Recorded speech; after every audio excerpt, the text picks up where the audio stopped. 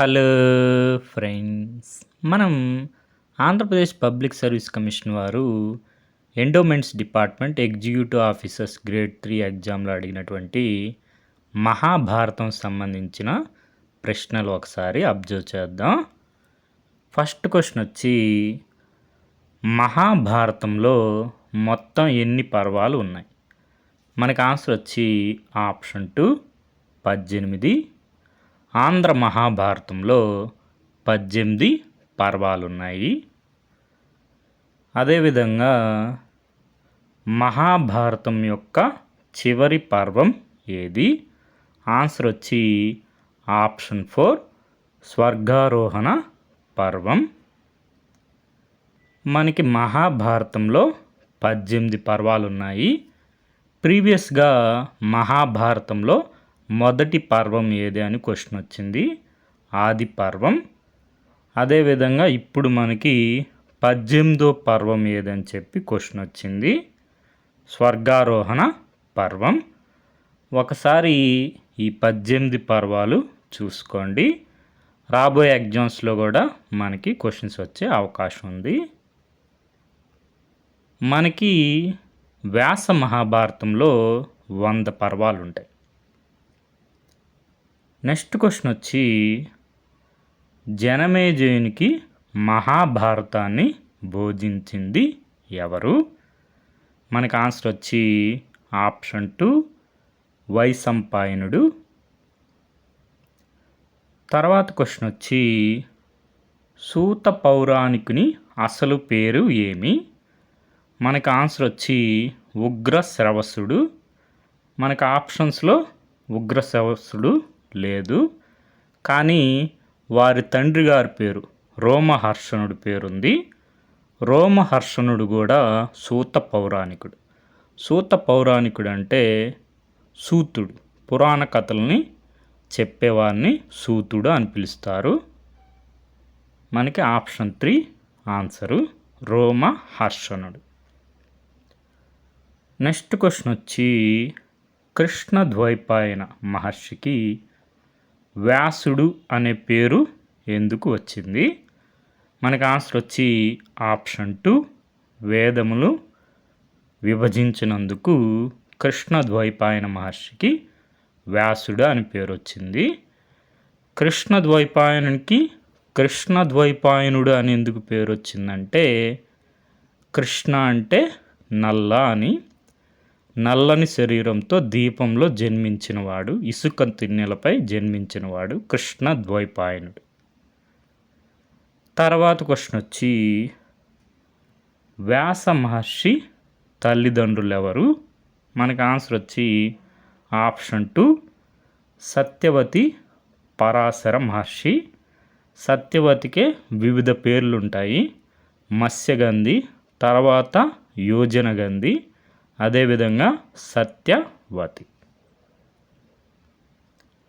Next question వచ్చి, సూత మహాముని ఏ ప్రాంతంలో మహర్షులకు పురాణ కథలను చెప్పారు? మనకి ఆన్సర్ వచ్చి ఆప్షన్ 2 నైమిషారణ్యం. మనకి ప్రీవియస్గా నైమిషారణ్యం ఏ నది ఒడ్డున ఉంది అని చెప్పి క్వశ్చన్ వచ్చింది, గోమతి నది ఒడ్డున ఉంది. నెక్స్ట్ క్వశ్చన్ వచ్చి, వ్యాసుడు ఋగ్వేదాన్ని ఎవరికి బోధించాడు?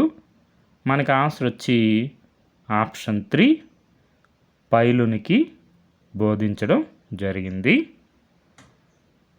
మనం మహాభారతంలో నైమిషారణ్యంలో సౌనకుడు అనే కులపతి ఉన్నారు, సౌనక మహర్షి.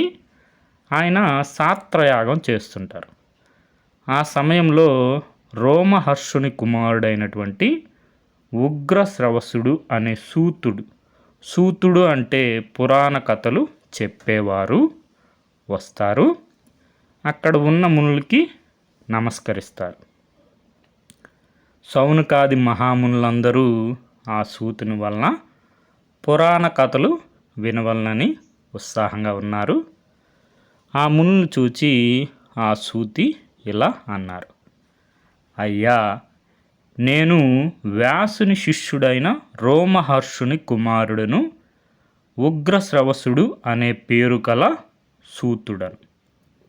మనకి ఉగ్రశ్రవసుడు ఎవరంట? వేదవ్యాస మహర్షి శిష్యుడైనటువంటి రోమహర్షుని కుమారుడు. ఆయన ఎవరు? ఉగ్రశ్రవసుడు. ఆయన్నే మనం సూత మహర్షి అని కూడా అంటాం. నేను అనేక పురాణ గాథలు చెప్పగలను. నా వలన మీరు ఏ పురాణ గాథ వినవలనని కుతూహలపడుతున్నారో తెలపండి అని అడిగారు. ఆ మాటలకు మునులు ఇలా అన్నారు: ఏది వింటే మాకు అన్ని విషయాలు తెలుస్తాయో, ఏ కథ హృదయంగా ఉంటుందో, ఏ కథ వింటే పాపాలు తొలగిపోతాయో ఆ కథ మాకు వినిపించండి అని అడిగారు. అప్పుడు సూత మహర్షి మహాభారత కథను చెప్పడం ప్రారంభించారు. పూర్వము వేదములన్నీ ఒకటిగా ఉండేవి. వాటిని వ్యాసుడు ఋగ్వేదము, యజుర్వేదము, సామవేదము, అథర్వణ వేదము అని విభజించారు. తరువాత తన శిష్యులైన పైలుడికి ఋగ్వేదం, వైశంపాయనుడికి, సుమంతుడికి, జైనుడికి అనే శిష్యులు నియమించి చతుర్వేదములకు సూత్రాలు రాయించారు. దానివలన వ్యాసుడు వేదవ్యాసుడు అని ప్రసిద్ధి చెందారు. ఈ వ్యాసుని అసలు పేరేంటంటే కృష్ణద్వైపాయనుడు. 21వ ద్వాపర యుగంలో ప్రతి ద్వాపర యుగానికి వ్యాసుడు మారుతూ ఉంటారు. అదేవిధంగా మనం అప్పుడు వ్యాస భగవానుడు తన పక్కనే ఉన్న వైశంపాయన్ని చూచి, వైశంపాయన భారత కథను జనమేజయునికి చెప్పుమా అని ఆదేశించాడు. తరువాత జనమేజయుడు వైశంపాయన్ని పూజించి మహాభారత కథను వినడానికి బంధుమిత్ర పురోహిత సహితంగా కూర్చున్నాడు. అప్పుడు వైశంపాయనుడు వ్యాస భగవానునికి నమస్కరించి ఆయన ఆశీర్వాదం పొంది మహాభారత కథను ఇలా చెప్తున్నాడు. జనమేజయ మహారాజుకు మహాభారత కథను చెప్పింది ఎవరు? వైశంపాయన మహర్షి. వైశంపాయన మహర్షి ఎవరు?